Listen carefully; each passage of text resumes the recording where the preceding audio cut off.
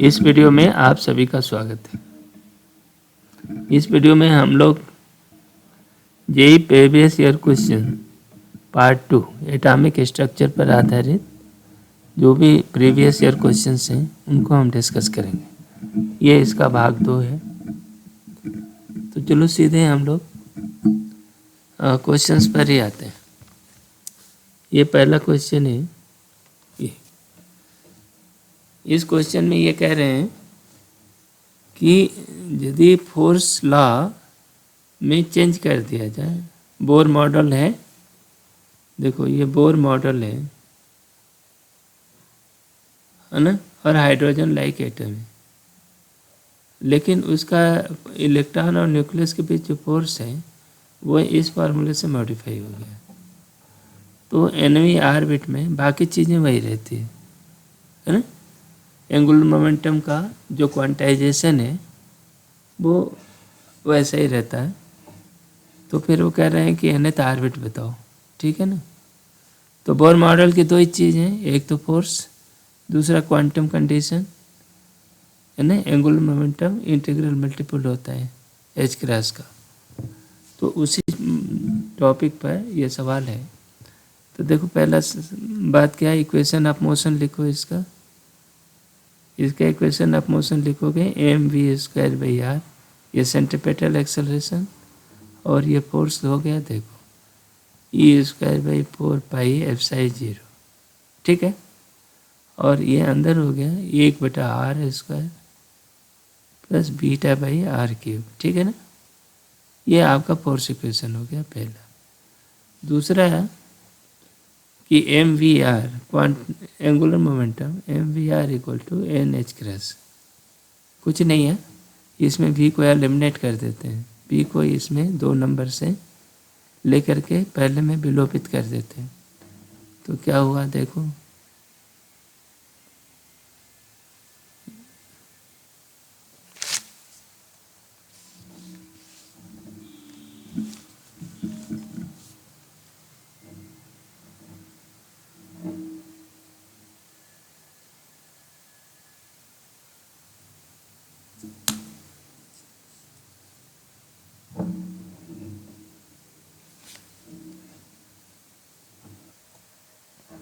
तो यहाँ से v हो गया nh²/mr, ठीक है ना। v को वहाँ रिप्लेस कर देते हैं 1 में, तो ये हो जाएगा कि m n²h²m²r², ये हो गया E²/4πε0 1/r² प्लस β/r³, ठीक है ना। ये r² है। तो देखो पहले r², ठीक है। ये r² भी था, ये भी r² था, और r यहाँ पहले से था तो ये क्यूब हो गया ना। 1/r पहले से था तो ये क्यूब हो गया ना, r² यहाँ बना।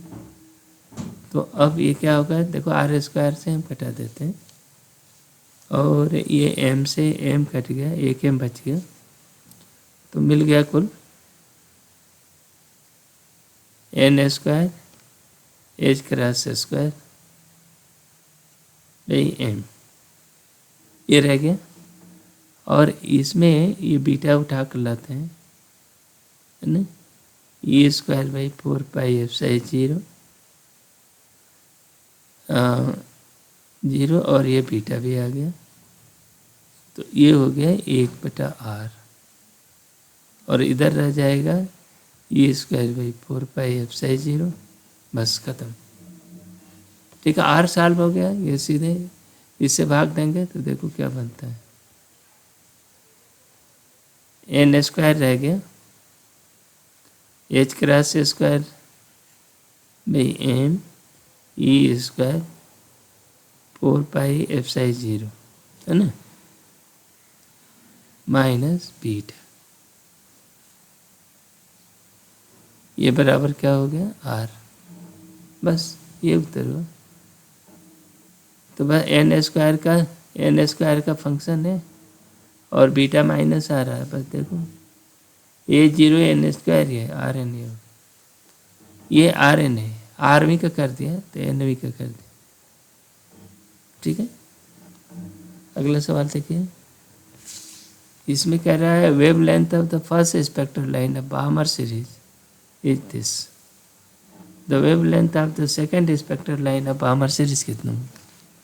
ठीक है भाई, तो ये जो है हाइड्रोजन लाइक एटम है ये, नहीं, the wave length of the second spectral line of Balmer series of singly ionize helium, helium का चाहिए। ठीक है ना, तो देखो ई एन का फॉर्मूला होता है आर सी एच भाई, आर की परिभाषा हमने गड़बड़ कर दिया था। ऐसे देखो 1/λ आर जेड स्क्वायर, ठीक है ना, 1/n1 square minus 1/n2 square, ये है ना तुम्हारी फॉर्मूला। पहले केस में देखो ये कितना बन रहा है, पहला केस हाइड्रोजन का है, हाइड्रोजन एटम का बाहमर सीरीज, बाहमर सीरीज जो होती है n=1, ये n=2 है और n=3 और n=4 है, ये बाहमर की सीरीज है। ठीक है ना, तो इस मामले में क्या हो रहा है कि पहला ये दिया है n3 से n2, ये दिया हुआ, इनका इन्होंने 65 61 और वो पूछ रहा है ये वाली बताओ, है ना, मैंने n4 से इतना, तो देख लो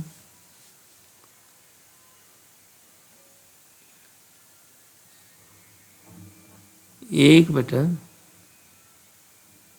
नहीं लेकिन हीलियम का ये पूछ रहे हैं ना, तो हीलियम में जेड भी आएगा, हीलियम का ये चाहिए, वो भी होगा कि नहीं चेक करना पड़ेगा कि बाहमर के, चलो करते हैं। बाहमर की सीरीज जो होती है n=2 पर टर्मिनेट होती है, तो देखो तो 1 हाइड्रोजन के लिए 65 61 इक्वल टू आर 1/2 पर गई 4 माइनस 1/9, इन दोनों का डिफरेंस क्या हो गया, ये 36 हो गया और ये 5 8/36 हो गया। ठीक है, पहला इक्वेशन। दूसरा इक्वेशन देखिए, दूसरा मान लो लैम्डा है, 1/λ है हीलियम के लिए, आर ठीक है, जेड 4 हो गया और ये भी हो गया 5/36, है ना, उसी लाइन की चाहिए।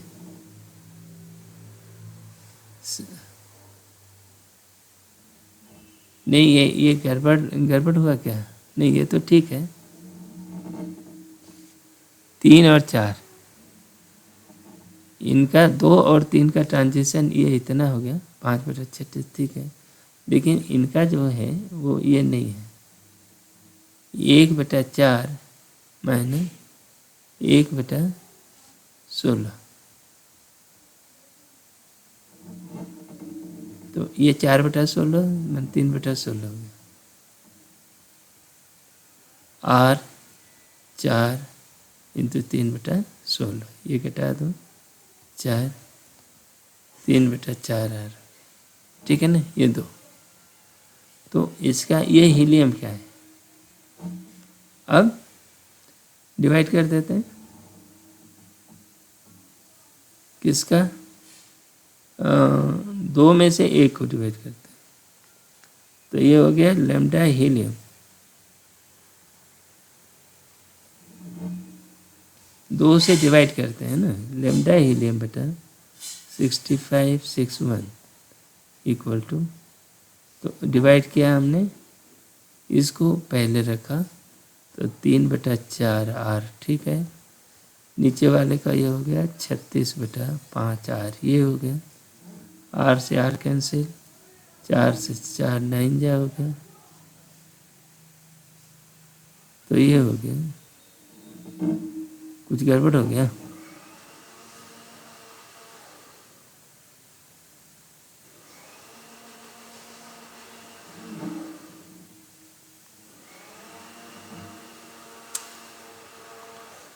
ये यहाँ गड़बड़ हो रहा है। यहाँ से देखो, लैम्डा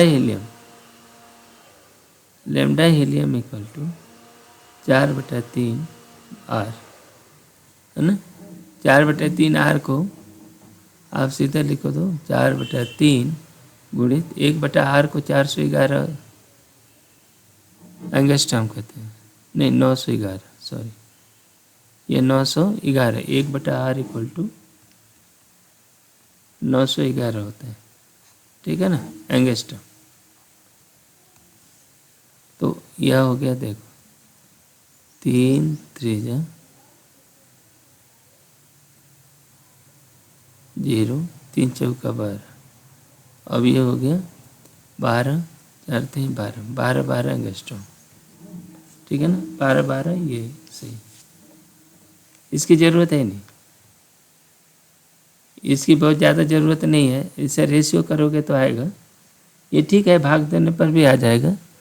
हमने 1/λ होने के कारण इसको मैं ठीक से एडजस्ट नहीं कर सका, लेकिन ये इतना ही आएगा।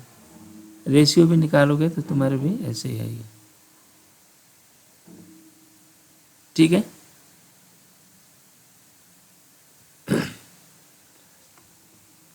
आगे बढ़े।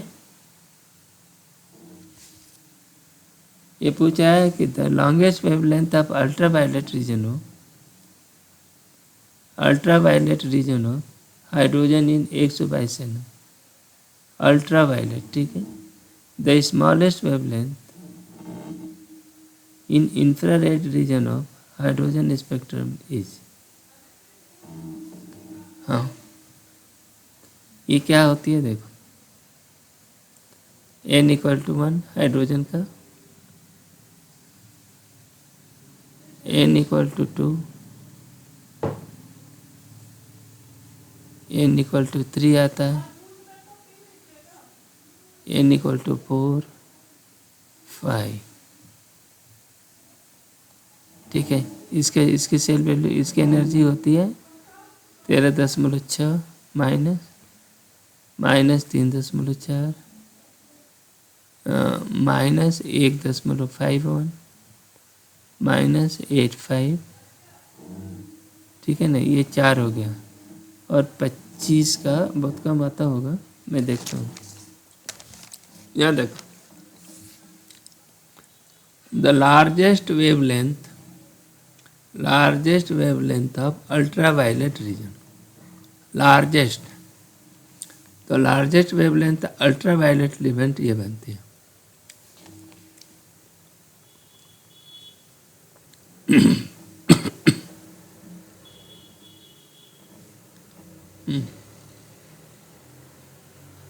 लार्जेस्ट लैम्डा अल्ट्रावायलेट क्या बनेगा, देखो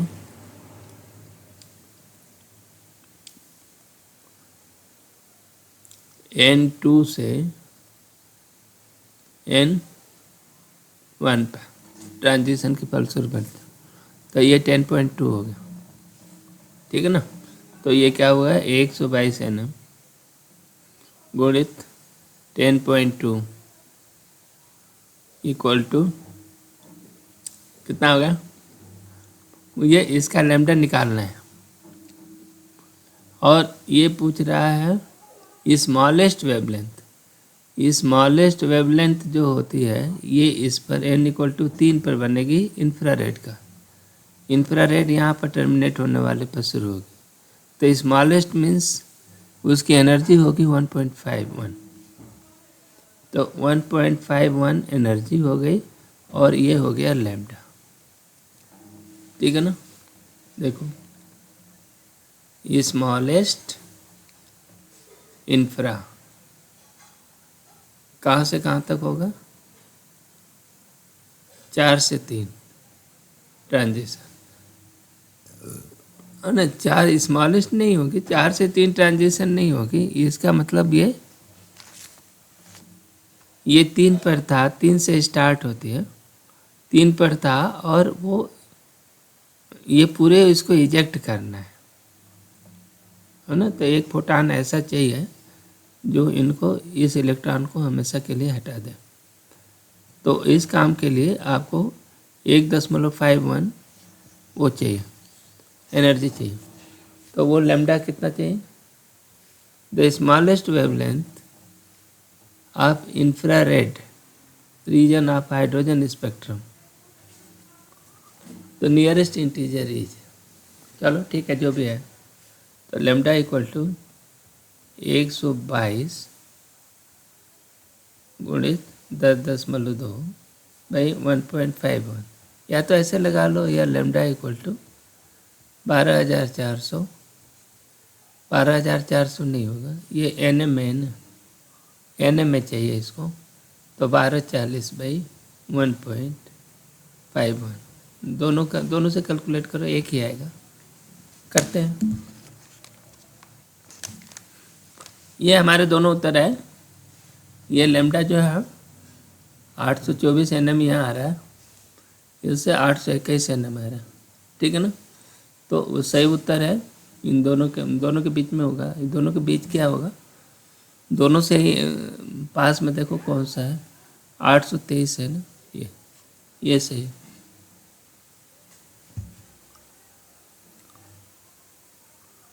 ठीक है, आगे बढ़े। अगला सवाल देखिए, ये सवाल को ध्यान से पढ़िए क्या है। इसमें कह रहा है कि एक फोटान है, collides with stationary hydrogen atom in the ground state inelastically.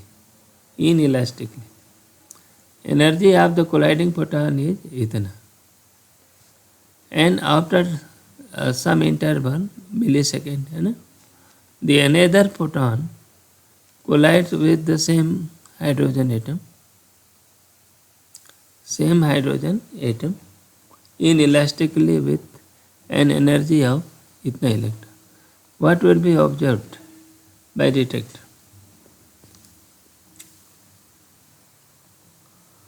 ठीक है, देखो भाई, पहले ये बात है कि दूसरा वाला जो फोटान है वो इनइलास्टिकली कोलाइड होता है। देखो जनरल नियम क्या है, ये हाइड्रोजन एटम है, मान लो कोई भी एटम होता है, हाइड्रोजन एटम है, इस पर कोई फोटान आता है, h न्यू इसकी एनर्जी है, ठीक है ना। तो ये जो है इसकी एक्साइटेड स्टेट में E1 से E2 में, है ना। तो E1 से E2 यदि if E J minus EI, है ना, ये h न्यू के बराबर हो, है ना, then only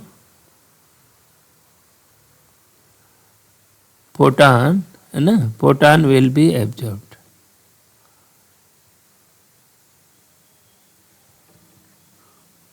will be absorbed, है ना, ये सामान्य नियम है।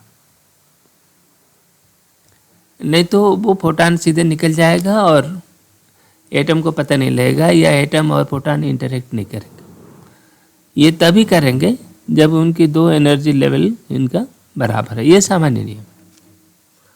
अब यहाँ पर क्या है कि एक तो फोटान है 10.2 का, है ना।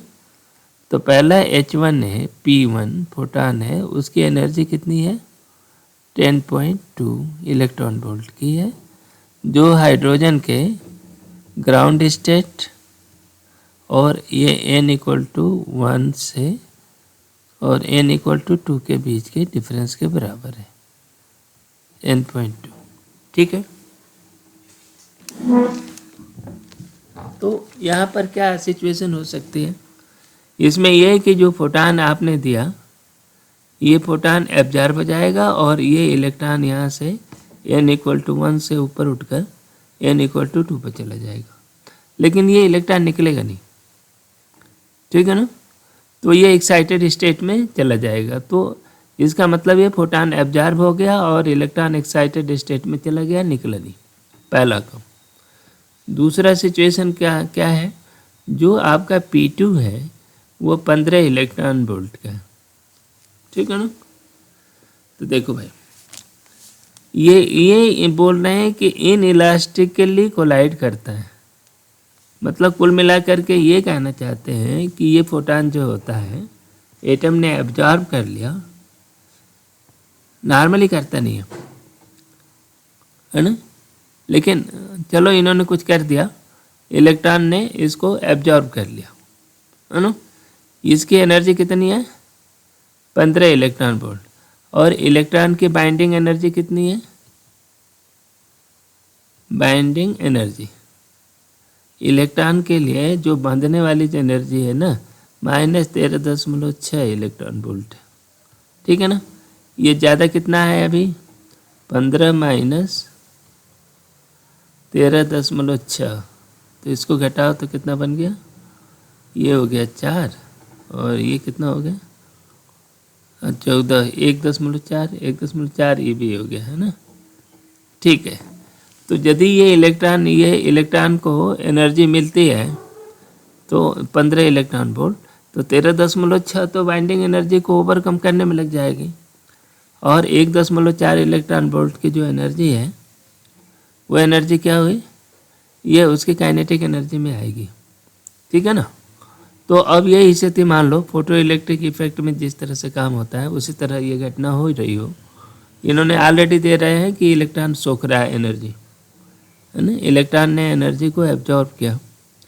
तो फिर हमें क्या मिलेगा कि एक इलेक्ट्रॉन मिलेगा, एक इलेक्ट्रॉन निकलेगा, इजेक्ट हो जाएगा, और उसकी एनर्जी होगी 1.4 इलेक्ट्रॉन वोल्ट ना, एक चीज़। दूसरा एक, हालांकि इसमें ये बात नहीं कर रहा है, लेकिन यदि और टाइम होता है 10⁻⁻8 सेकेंड के बाद, है ना, ये एक्साइटेड स्टेट में बहुत देर तक रहेगा नहीं, इलेक्ट्रॉन जो है एक्साइटेड स्टेट में रहेगा नहीं, और यदि ये वापस आता है तो एक फोटॉन दे सकता है। तो एक इलेक्ट्रॉन तो निकलने वाला पक्का ही है, ये एक फोटॉन भी आ सकता है ना। 10⁸ मिली सेकेंड की बात कर रहे हैं, लेकिन ये तो बहुत ही नैनो सेकेंड के पास पहुंच गया, है ना। तो ये जनरली ये जो एक्साइटेड स्टेट में 10⁻⁻8 सेकेंड तक रहते हैं। चलो देखो क्या दिया है पहला, 1 फोटॉन ऑफ इतना electron and an electron of इतना, हाँ ये आएगा कि ना, क्योंकि वो 1 मिली सेकेंड तक ऑब्जर्व किया है, कितना क्या है 1 मिली सेकेंड तक। तो ये जो फोटॉन आपका एक्साइटेड किया था ये फिर वापस आ गया, है ना, और फिर एक फोटॉन निकल जाएगा, तो ये सही हो गया। 2 फोटॉन ऑफ इतना, ये नहीं, सवाल ही नहीं। 2 फोटॉन ऑफ इतना, ये भी गलत। फोटॉन या तो पूरा एब्जॉर्ब होगा, है ना, वो टुकड़ों में नहीं बैठता। जहाँ तक फोटॉन के एब्जॉर्ब होने की बात है, वो या तो एब्जॉर्ब होगा तो पूरे का पूरा ही होगा, नहीं तो नहीं होगा, वो कुछ नहीं करेगा, चल देगा, ठीक है ना। ये ऐसा कभी नहीं होगा कि फोटॉन को तोड़ लो। हाँ, ये इलेक्ट्रॉन एक्साइटेड स्टेट में चला जाए तो वो या तो सिंगल फोटॉन निकाल सकता है या वो टुकड़ों में फोटॉन निकाल सकता है, अलग अलग स्टेट में जंप करेगा, और जितने तरह से आएगा उतने तरह के फोटॉन आएगा। तो इलेक्ट्रॉन एब्जॉर्ब करेगा और वो कई फोटॉन तोड़ देगा, वो संभव है, लेकिन यहाँ पर ये पॉसिबल नहीं है। तो एक फोटॉन आप इतना एंड अनदर फोटॉन आप इतना, ये गलत। तो सही उत्तर है ए, ठीक है। आगे बढ़े। ये कह रहा है, देखो अब पढ़ो इसको पहले। ये जो सवाल है ना, ये पूछ रहा है कि ये एक एटम है जो बोर बोर मॉडल को फॉलो करता है, तो इसकी रेडियस बताओ। रेडियस हाइड्रोजन के कितने गुना होगी ये। तो तुम्हारा जो फॉर्मूला है आर एन बराबर आर जी आर हाइड्रोजन बटा जेड एस नहीं एन स्क्वायर बाई जेड, ये फॉर्मूला रहता है, ठीक है ना। तो इसकी ग्राउंड स्टेट रेडियस पूछ रहा है क्या, n time then define their Bohr model the radius of the इतना। चलो ये पहली रेडियस निकालते हैं। तो ये पहली रेडियस कितनी, इसकी R1 कितनी हो जाएगी,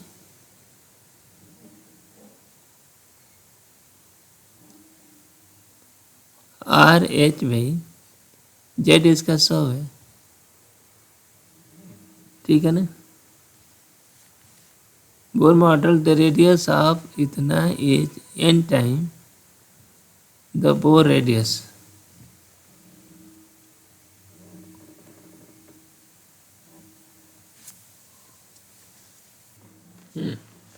इस सवाल की भाषा थोड़ी सी अजीब है, डिफिकल्ट है, लेकिन फिर भी इसको देखो। इसमें जो ये कह रहे हैं कि इसकी जो रेडियस है इस एटम की, मान लो R है, ये R है हाइड्रोजन की NH टाइम NR0 इतना दिया हुआ, ठीक है। अब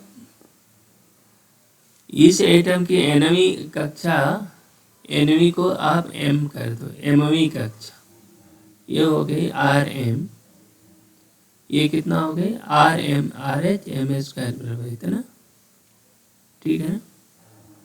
तो इसको ये देख लो, ये मिल करके कितना होना चाहिए NRH, है ना। इसमें अनुमान लगाना है, ये कटा ये कटा, ठीक है ना। तो अब इनको हटा देते हैं फिलहाल।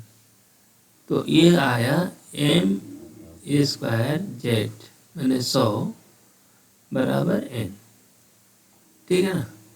पूछ रहा है n कितना है, तो देखो n के पॉसिबल वैल्यू क्या हो सकते हैं, पॉसिबल वैल्यूज जब n ले लो। इसमें देखो पहले ये करें 1 करें तो 1/100 होगा, 2 करोगे 2 करेंगे तो 1/25 हो गया, ठीक। और 3 करें तो ये कितना हो गया 9/100 हो गया, 4 करें तो 16/100 हो गया, ठीक। 5 करेंगे तो 25/100 हो गया, 25/100 को करोगे तो ये कितना हो गया 1/4 हो गया, ठीक है ना। इतने सारे ऑप्शन में एक ही ऑप्शन सही है, एक तरीका तो ये हो गया। दूसरा तरीका ये हो सकता है, देखो कि बोर ऑर्बिट में the number of electron in Bohr orbits, Bohr's orbit कितना होता है 2n स्क्वायर होता है। तो पहले में 2 होगा, 8 होगा, 18 होगा, 32 होगा और अगले में 50 होगा, ठीक है। तो देखो इनको जोड़ेंगे 10, ये हो गया 50, तो ये 60, बच गया 40, तो 40 ये n = 5 में जाएगा, है ना। n = 5 में कितने चले जाएंगे 40 इलेक्ट्रॉन, ठीक है।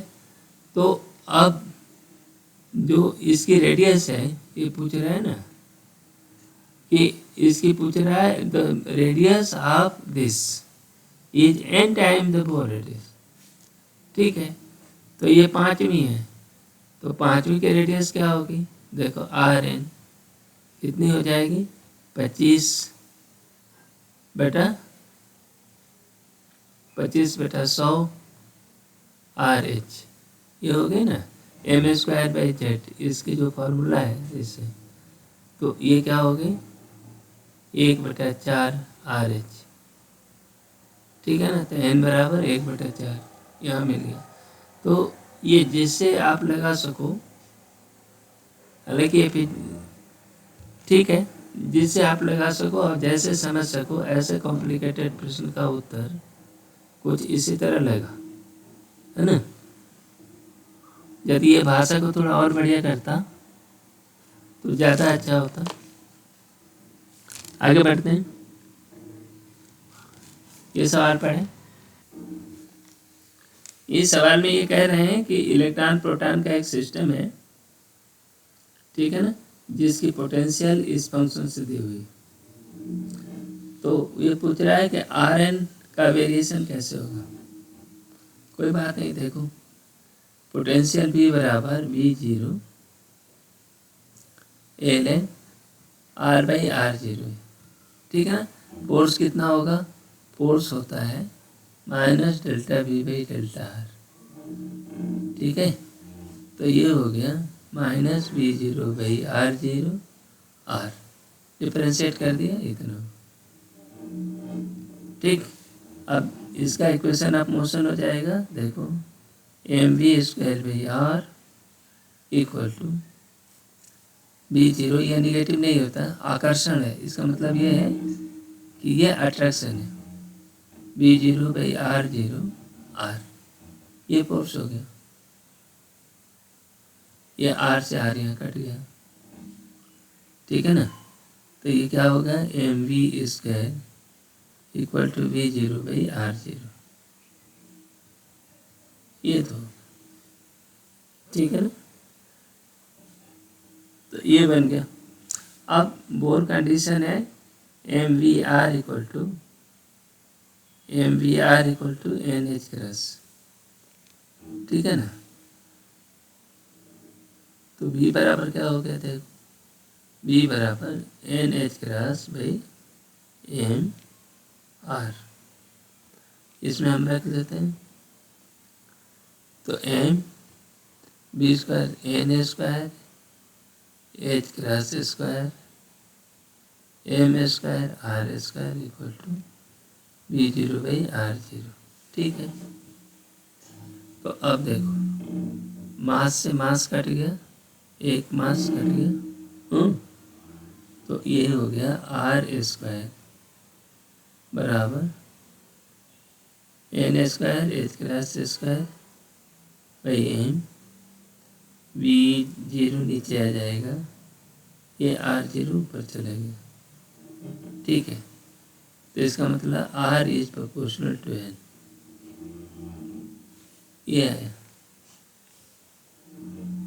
इसे जो निकाल लेंगे ना, तो NV ऑर्बिट की रेडियस है। अगला सवाल चले।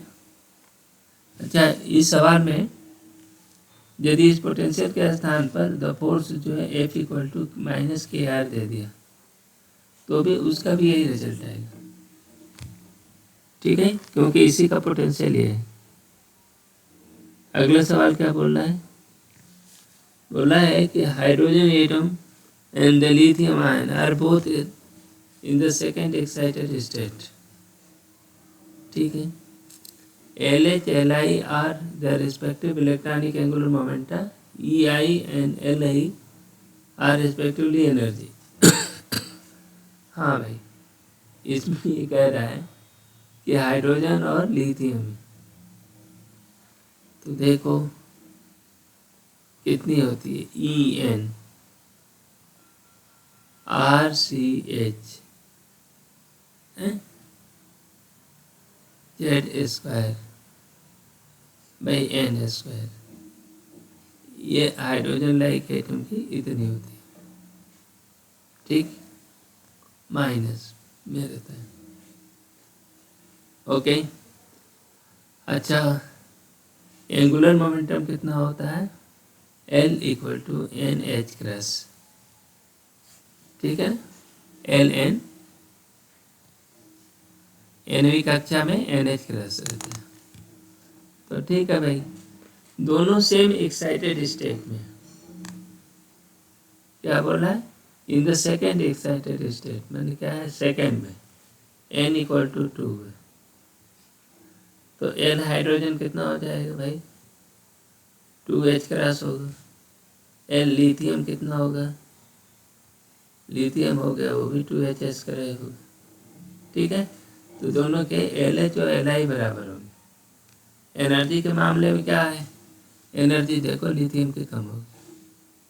Energy E lithium, lithium is smaller than energy E hydrogen, है ना, क्योंकि ये Z² टर्म आ गया। तो अब ये देखो ई हाइड्रोजन ग्रेटर ये सी से, ठीक है ना, इससे आप ये कंपेयर कर सकते हो। Next, the transition from n equal to 4 and n equal to t in hydrogen like atom result in ultraviolet radiation. हाँ ठीक है, infrared radiation will be obtained in transition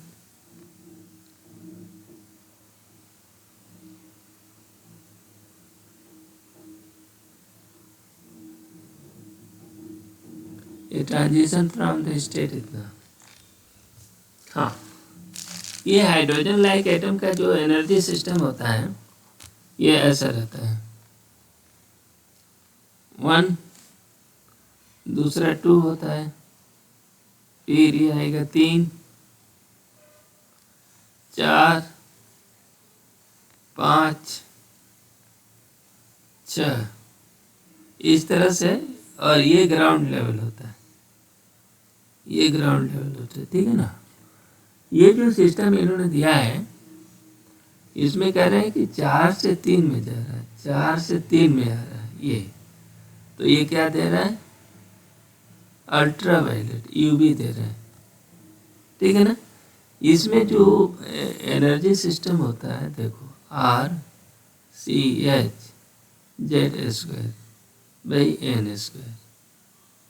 ये En होता है, ठीक है ना। तो जैसे जैसे हम ऊपर जाते हैं ये स्पेसिंग घटती जाती है और नीचे स्पेसिंग बढ़ती जाती है। ये जो फंक्शन है उसकी बात है कि ये डेल्टा ये 2 के बीच में ऊपर जाने पर घटता जाता है। अब ये देखो इसमें बस अनुमान लगाना है, कुछ करना नहीं है। इसमें जब 4 से नीचे कहीं भी आएगा या 2 से 1 में आएगा तो सब ये बढ़ जाएंगे, है ना। 4 से 3 जो है किसी भी 2 से छोटा ही होगा, जैसे 3 से 2 वाले से छोटा होगा या 2 से 3 से, तो ये जो है ये बड़ा हो जाएगा, डेल्टा ई यहाँ बड़ा हो जाएगा। 3, 2 जो है ग्रेटर देन डेल्टा ई 4, 3, ई 4, 3 से बड़ा हो जाएगा। तो ये नीचे के जो ट्रांजिशंस होंगे, है ना, ये काफ़ी अल्ट्रावायलेट से ऊपर की एनर्जी देंगे, लेकिन जो ऊपर वाले ट्रांजिशन होंगे वो उनके एनर्जी डिफरेंस कम होगा, ठीक है ना। तो यहाँ हमको 5 से 4 दिया हुआ है, हम नहीं जानते कि 5 से 4 ये विजिबल रेडिएशन भी हो सकता है, लेकिन ये कह रहे हैं इंफ्रारेड, और दूसरे कोई ऑप्शन है नहीं। ये 4 से 5 IR हो सकता है मे भी, है ना, लेकिन ये विजिबल में भी हो सकता है, विजिबल रीजन में भी जा सकता है ना। लेकिन इसमें जो सिस्टम है उसमें कोई ऑप्शन है नहीं, तो हमारा ऑप्शन है डी, ठीक है। इसमें ये अल्ट्रावायलेट की जगह पर ये इंफ्रारेड की जगह पर यदि विजिबल भी करता तो भी चलता, है ना, तो भी हम यही करते। लेकिन समस्या तब होती जब 5 से 4 भी दे दिए और 6 से 5 भी दिया हो, तो इन दोनों में चूज करना हो तो फिर हालत ख़राब होती।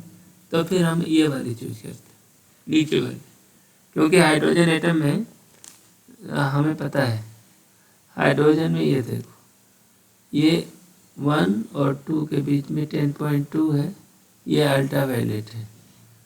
फिर ये पामर की सीरीज आती है 3 से 2, 2 पर जो भी ट्रांसलेशन होते हैं ये है विजिबल के होती है ना। और इसके ऊपर वाले जो ट्रांजिशन होते हैं, ये जो 3 में टर्मिनेट हो रहे हैं, ये इंफ्रा होता है, ठीक है ना। ये इसमें तो जेड स्क्वायर भी बहुत बड़ा है ना। ये लिथियम से भी ऊपर वाला कोई है, ठीक है ना। तो इसलिए इसका जो विजिबल रीजन है नहीं, इसका अल्ट्रा वायलेट भी काफ़ी ऊपर चला गया है, तो इसलिए जेड बहुत बड़ा है। तो इसमें जो भी लोएस्ट होगा, सबसे बड़ा होगा, उसमें हम चूज करेंगे, ठीक है। तो बस यही इसमें लॉजिक है, और कुछ नहीं है। अगला सवाल ये पढ़ो। ये अगला सवाल देखिए। इस सवाल में कह रहा है एक इलेक्ट्रॉन है, electron in a hydrogen atom makes the transition from an excited state to ground state। चलो भाई, ये ग्राउंड स्टेट है, ये क्या है, एक्साइटेड स्टेट है, ठीक है ना। यहाँ से ये आता है। तो अब बताओ, काइनेटिक एनर्जी, पोटेंशियल एनर्जी और टोटल एनर्जी के बढ़ने घटने की बात कर रहा है।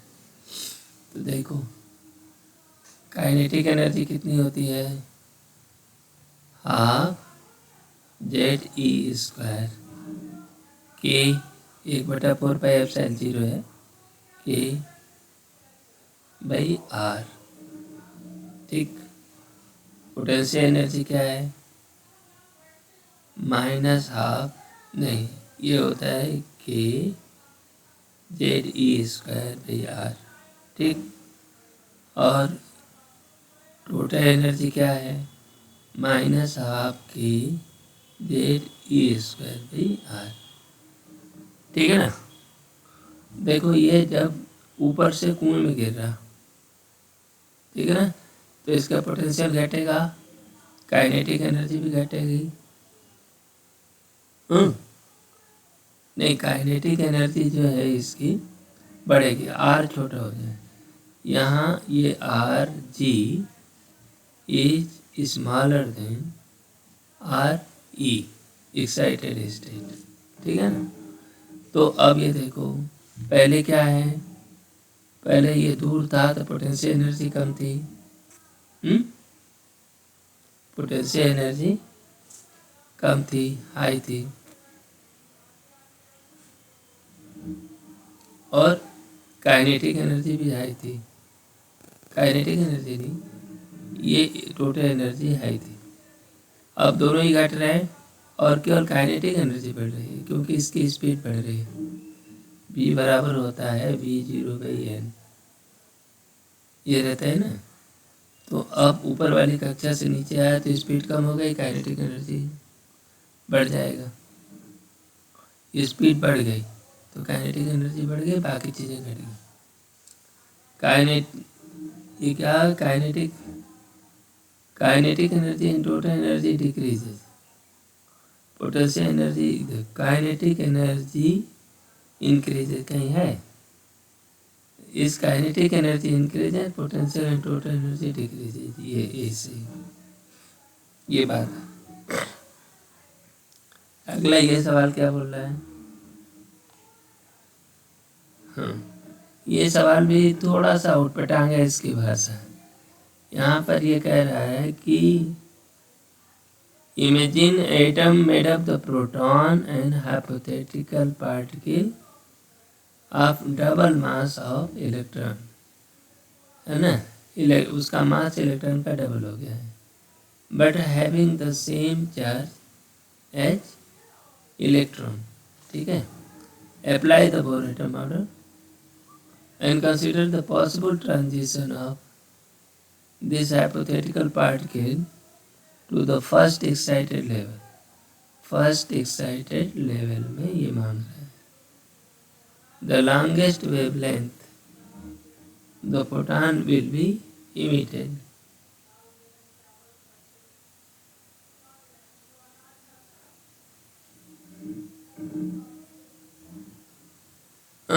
द लॉन्गेस्ट प्रोटॉन क्या होगा, रिडबर्ग के टर्म में बताओ।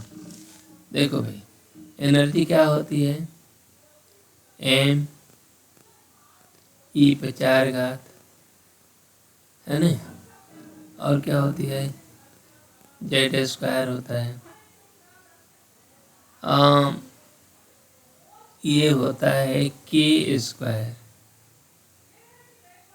एच क्रॉस स्क्वायर होता है, और ये होता है एन स्क्वायर, ये माइनस होता है ना। हमारे काम की बात जो ये है कि E is proportional to m, ठीक है ना। तो अब एच न्यू क्या होगा, कहाँ से ट्रांजिशन हो रहा है, ट्रांजिशन होगा, देखो सी एच बाई लैम्डा,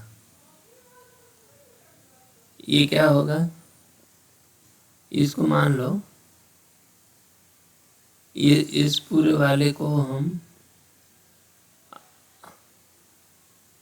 कुछ मान लो ना, कोई नंबर आर डैश मान लो, रिडबर्ग कांस्टेंट का भाई बंधु, तो ये हो गया आर डैश एम रख लेते हैं, है ना। तो एम की जगह हमको 2m रखना पड़ेगा, क्योंकि उसका मास 2m है, ठीक है ना, बस।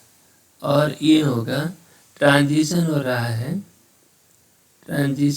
फर्स्ट एक्साइटेड लेवल में, तो ये 2 में हो रहा है, और 2 के ऊपर वालों से 2 में हो रहा है, ऐसे। तो 2 में टर्मिनेट हो रहा है, इसका मतलब सबसे लॉन्गेस्ट वेवलेंथ क्या होगी, तो ट्रांजिशन हमको चाहिए 3 से 2 में, तो ये कितना होगा, 1/2 स्क्वायर माइनस 1/3 स्क्वायर, ठीक है ना। वही फार्मूला आप लगा रहे हो कि डेल्टा ई, ये n इक्वल टू 3 का लॉन्गेस्ट वेवलेंथ चाहिए, और n इक्वल टू 2 ये चाहिए।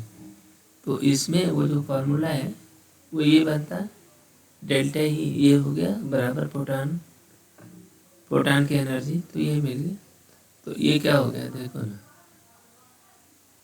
4 9 36 है ना, तो ये हो गया R डैश 2m, और ये हो गया 5/36, ठीक है।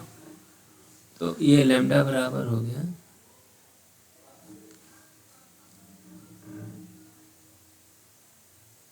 ओ,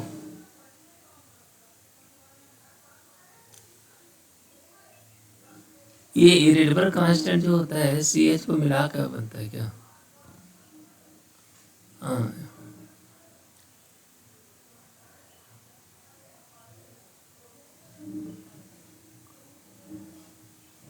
इरेडबर्ग कांस्टेंट में ये, इसमें ये ऐसा बनता है। तो इस फार्मूले को हम रिडबर्ग कांस्टेंट में कन्वर्ट करोगे ना, जैसे ई को हम कन्वर्ट करेंगे, तो ये ट्वाइस बस आ जाएगा, आर आ जाएगा, है ना, 1/n1 square minus 1/n2 square. इसको सावधानी से करो, है ना। रिडबर्ग कांस्टेंट इसमें 2 आ गया कि 2m मास के प्रोपोर्शन है, तो 2m हो गया। तो ये lambda equal to 2 Rydberg constant 5/36, 2 से 2 कट गया, तो ये 18 हो गया। तो ये lambda equal to 1/λ, sorry 1/λ equal to 5r/18, ठीक है। लैम्डा बराबर होगी 18/5r, है कोई, ये सी से। इस सवाल में जो n है इसको हम ठीक से कर देते हैं। नेक्स्ट पेज पे चलते हैं। देखो इसमें क्या होता है, सामान्य हमारा नियम क्या था, En k square Z square e/4 घात, है ना, मास रहता है, h क्रॉस स्क्वायर होता है, n स्क्वायर होता है, ये ठीक है ना। तो हमारा रीडेबल कांस्टेंट बनता कैसे है, एच न्यू इक्वल टू, है ना, तो ये हो जाएगा के स्क्वायर ई पे 4 घात Z square M by H cross square 1/n1 square minus 1/n2 square, ठीक है ना, इतना। तो इसको लैम्डा में कन्वर्ट करो तो CH बाई लैम्डा हो गया, ठीक है, CH बाई लैम्डा हो गया। तो ये हो गया के स्क्वायर ई पे 4 घात Z square M H cross square, ठीक है ना, ये हो गया 1/n1 square minus 1/n2 square, तुम्हारा ये बना। तो रीडेबल कांस्टेंट के लिए CH को इसमें चला जाता है, 1/λ बराबर के square E square Z square by CH into H cross square, ठीक है, ये एम भी रहेगा n1 square minus 1/n2 square, ठीक है। तो ये केवल जेड स्क्वायर को यहाँ छोड़ देते हैं, बाकी जो बचा उसको रीडेबल करते हैं आर जेड स्क्वायर, ठीक है ना, are Z square, are Z square जो हो गया 1/n1 स्क्वायर 1/n2 स्क्वायर, ठीक है ना। जब ये रीडेबल कांस्टेंट से एनर्जी की बात करूं तो ये तो आर बराबर क्या हो गया, आर सी एच बराबर आर सी एच जो होगा ये हो गया के स्क्वायर ई पे 4 घात Z square M by H cross square. ये एनर्जी वाला जो टर्म है ना, ये इस तरह से होता है। तो इस मामले में जो पीछे वाला केस हमने देखा, m की जगह 2m हो गया, तो रीडेबल कांस्टेंट की वैल्यू इसकी सामान्य से डबल हो जाएगी, 2r हो जाएगी। तो r चेंज्ड, r डैश जो हो गया 2r हो गया। बस सारे फार्मूला वैसे ही होंगे जो पीछे हम लोगों ने किया है ना। तो इसलिए r की जगह इनका रीडेबल कांस्टेंट 2r हो गया, ठीक है। तो क्या था, r बराबर रीडेबल कांस्टेंट जो है एम के स्क्वायर क्या था, ये जो फार्मूला है वही लिख रहे हैं, ये चीज़ ये ध्यान रखना। तो जो रीडेबल कांस्टेंट इनका है वो अब ये आर की जगह वो 2r हो गया है सिंपल। तो इसलिए ये फार्मूला लैम्डा इक्वल टू इतना बन जाएगा। ऐसे सवाल एडवांस में शायद पूछ सकें, तो इसलिए ई और रीडेबल कांस्टेंट की जो वैल्यू है वो आप याद करके रखना, ठीक है। इसको अपने मन से करो, कर लोगे। अगला सवाल क्या है कि हाइड्रोजन की स्पेक्ट्रल लाइन एच अल्फा जो है ये इतना nm आती है। एक गैलेक्सी से एच अल्फा लाइन निकल रही थी, इसका इन्होंने मापन किया, वो जो है 706 nm है। पूछा गैलेक्सी की स्पीड क्या है। तो डॉपलर इफेक्ट का ये सवाल है बेसिकली। तो वो क्या होता है, फार्मूला होता है normally v/c equal to delta lambda by lambda, ये होता है डेल्टा न्यू बाई न्यू। जो भी दिया होगा फ्रीक्वेंसी के टर्म में है इतना, लेकिन फार्मूला यही रहता है, ठीक है ना।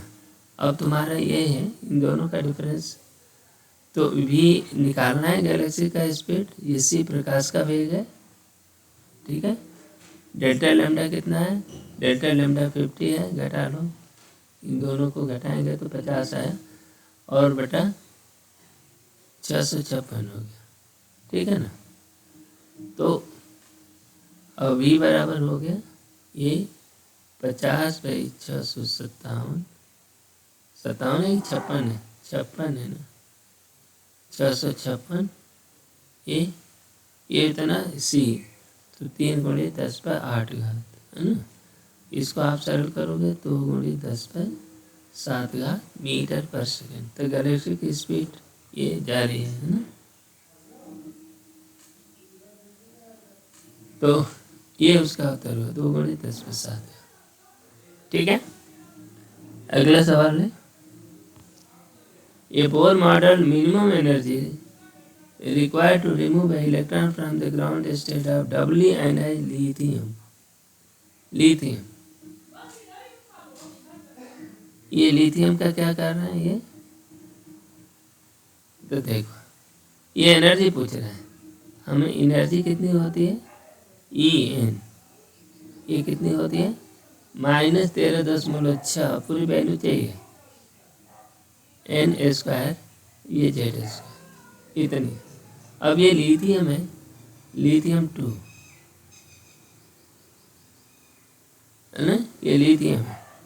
तो ये Z इसका 3 हो जाता है। ठीक है ना।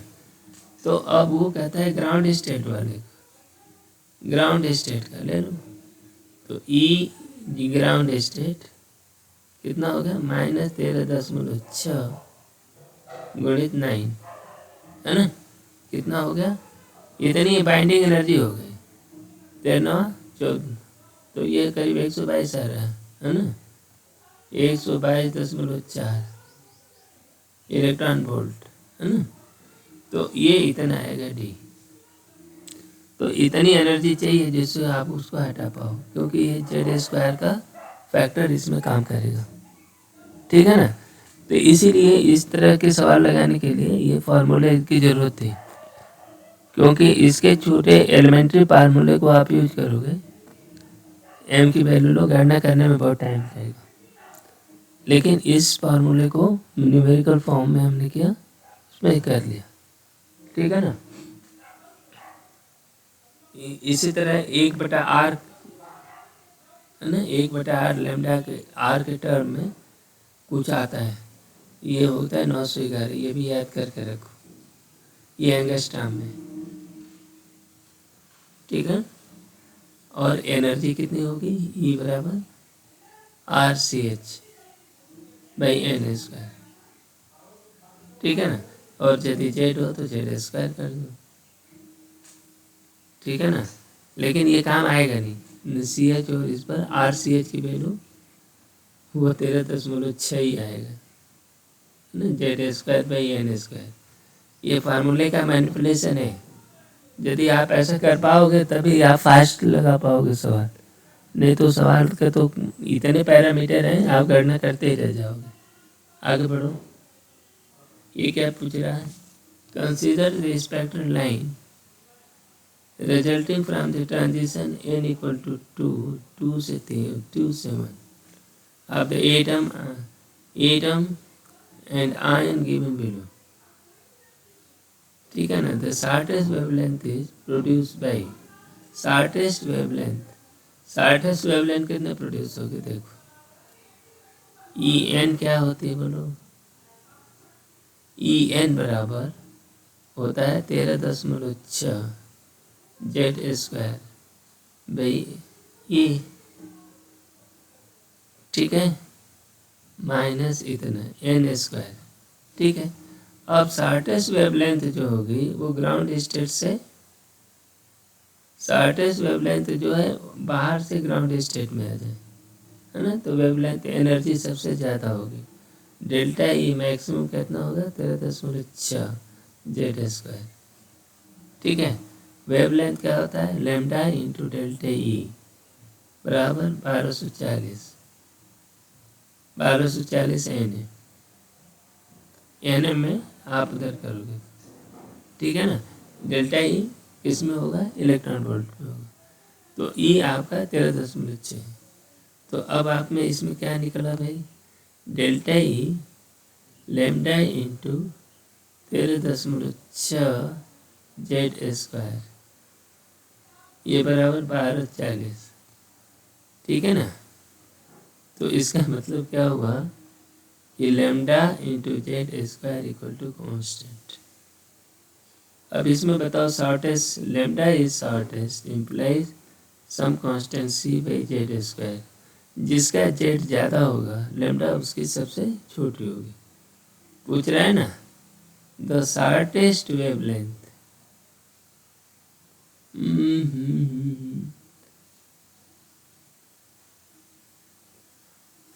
इसमें ये हमने ग्राउंड स्टेट की बात कर दिया है, लेकिन इसमें जो दिया हुआ है उनके बीच में कंपेयर करना है और 2 से n का। तो अब डेल्टा ई देखो, डेल्टा ई जो आएगी ना 13.6 1 बटा 1 माइनस 1/4 ये आएगा, ये टर्म और आ जाएगा।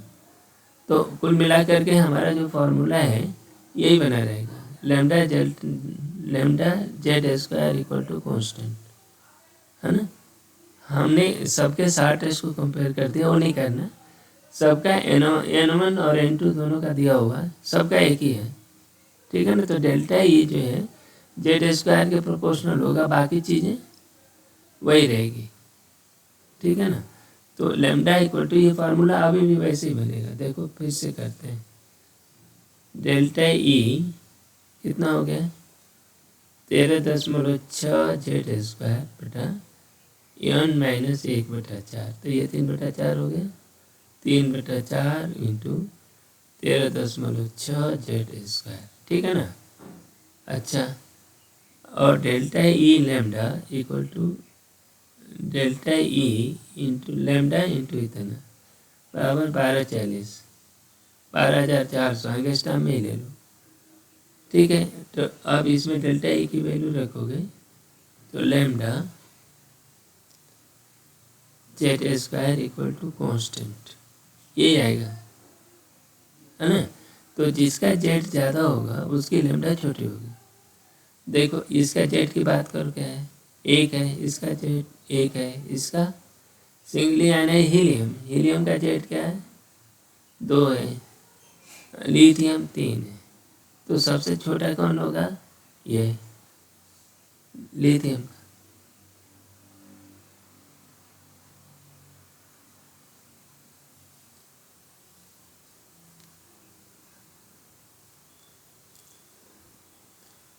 हाँ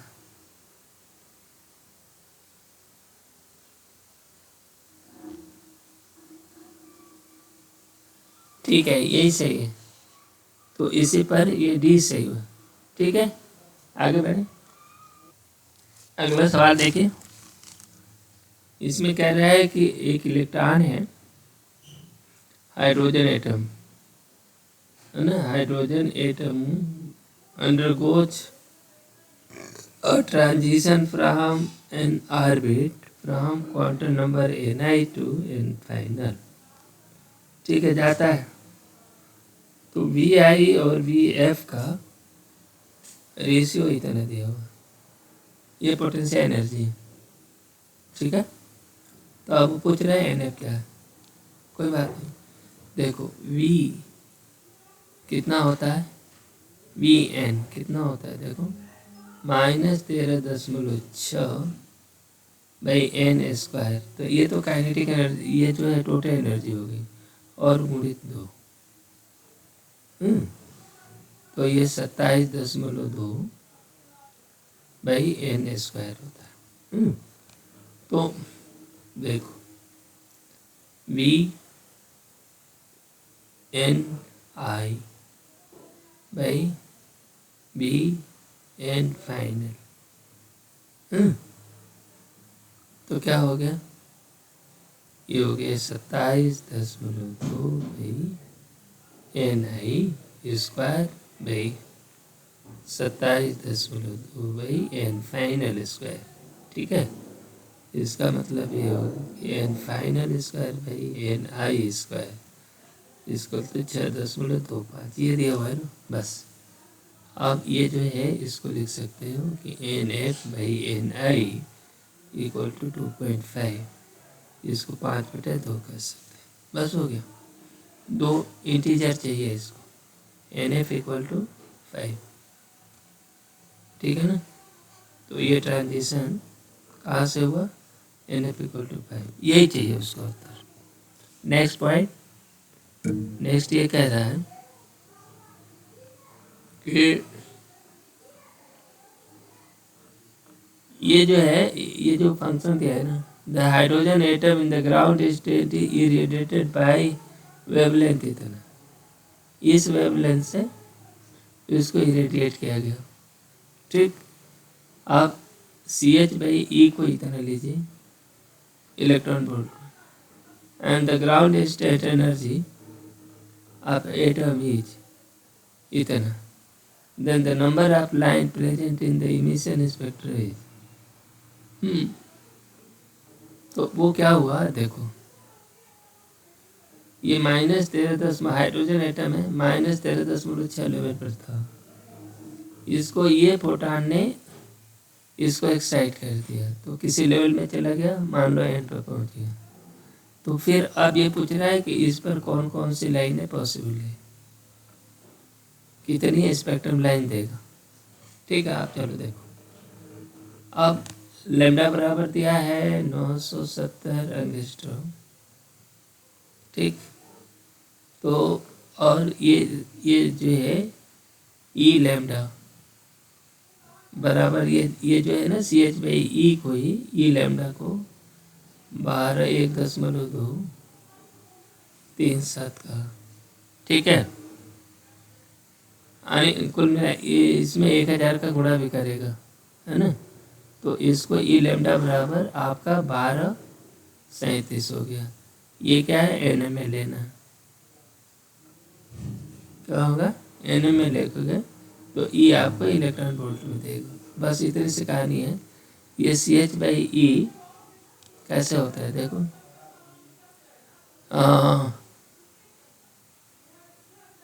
E बराबर CH/λ hν। ठीक है नहीं, तो इसको इलेक्ट्रॉन वोल्ट में करेंगे,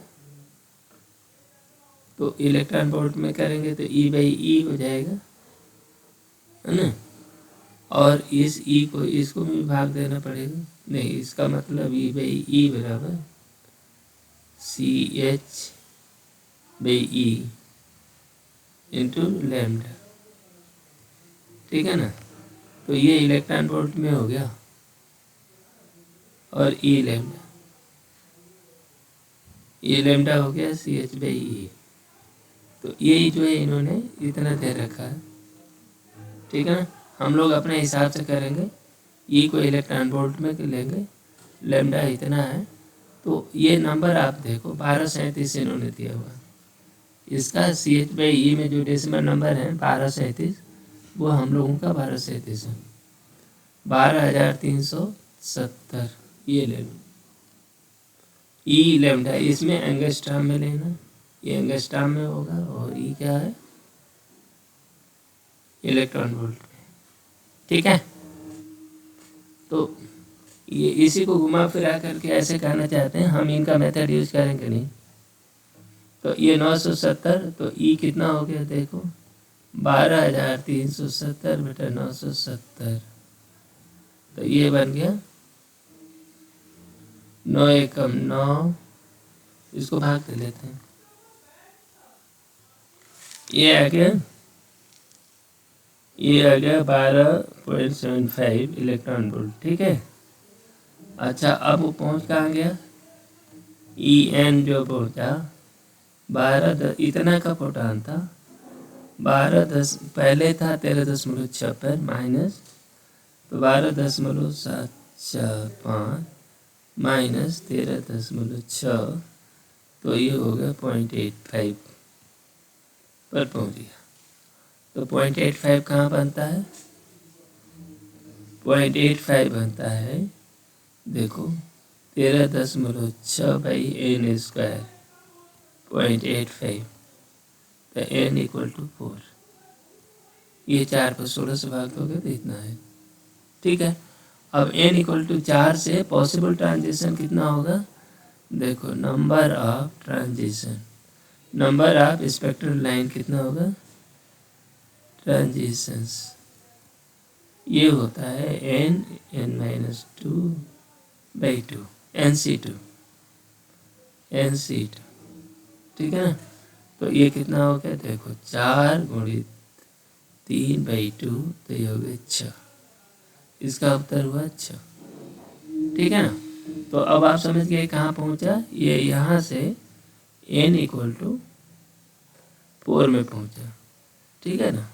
और ये 4 में कैसे पहुँचेगा, तो इसने एनर्जी जो लिया 12.75 फोटान ने लिया, तो इसने इस एनर्जी को पहुँचा दिया 0.85 में, ठीक है, -0.85 में पहुँच गया, ठीक है। अब उसके बाद जब ट्रांजिट करेगा आगे, तो वो n=4 से 6 ट्रांजिट करेगा, बस ये कहानी है। अगला सवाल देखो। अब ये पूछ रहा है कि एक लिथियम है, लिथियम एक्साइटेड स्टेट में है और उसका एंगुलर मोमेंटम इतना पहुंच गया 3h क्रॉस, मैंने L=3h क्रॉस, ठीक है ना। h/2π को क्रॉस करते हैं, वही है। de Broglie वेवलेंथ इसका बताओ, ये p πa0, λ3 जो है इसकी तीसरे में NH क्रॉस, तो NH क्रॉस का मतलब ये होगा, ये NH क्रॉस, तो n=3 में पहुंच गया है ना। तो λ3 निकाल, और वो भी बोर रेडियस की बात, कोई बात नहीं। देखो λ3 कितना होगा, अब ये तो हमें पता लगा 3 ही क्यों है, L=3h क्रॉस, ये है ना। L इसका जो है 3h क्रॉस क्यों है, पहले देखो कि L जो होता है NH क्रॉस होता है, ये बोर का मॉडल है, NH/2π होता है। इन्होंने दे रखा है 3h/2π, इसका मतलब n=3 हो गया ना। तो ये तीसरे स्टेज में पहुंच गया। अच्छा, Rn जो होता है वो रेडियस हाइड्रोजन की R0 n²/z, है ना, यही तो नहीं। तो Rn कितना हो जाएगा भाई, R0, n कितना है 3, तो 9 हो गया, और z कितना है 3, तो ये हो गया 3R0, ठीक है। Rn ये दूसरी बात मिली। de Broglie वेवलेंथ के मामले में ये सामान्य नियम है कि जिस नंबर, जौन सा नंबर रहता है ना, जो भी नंबर रहता है उतने वेवलेंथ इसमें बनते हैं,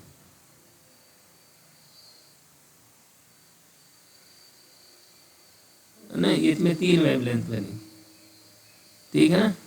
तो ये λ3 बराबर कितना हो गया, 3λ3 बराबर 2πRn, है ना, 2πR3, तो 2π/R3,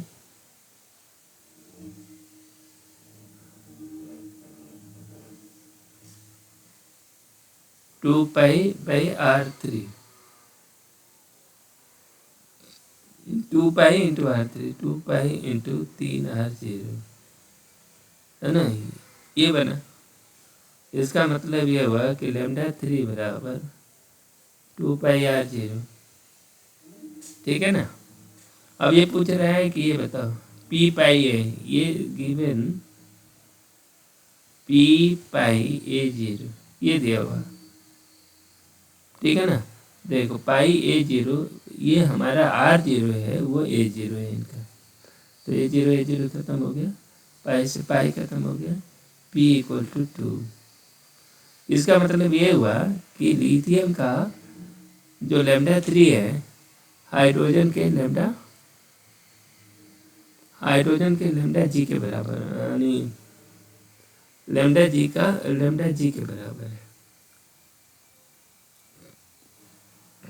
ये इसका ये समझो, फिर अगला क्या पूछ रहा है ये देखो, consider the hydrogen atom in nth orbit, electromagnetic radiation of wavelength इतना is used to ionize the atom, ठीक है। ये kinetic energy of ejected electron is इतना। इस सवाल को देखो,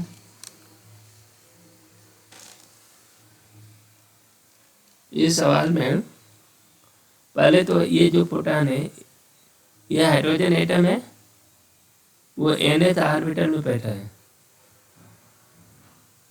ठीक है ना।